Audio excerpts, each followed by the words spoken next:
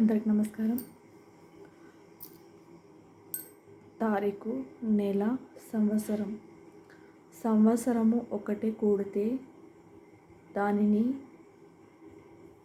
ఆధారంగా hard వర్కా smart వర్కా చెప్పవచ్చు. సంవత్సరం ఒకటి కూడాలి.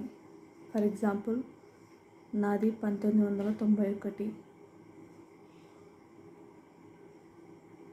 మొత్తం కూడితే 20 వచ్చింది, అంటే 2.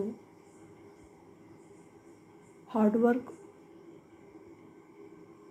2, 4, 7, 8 వస్తే హార్డ్ వర్క్ స్ట్రగుల్.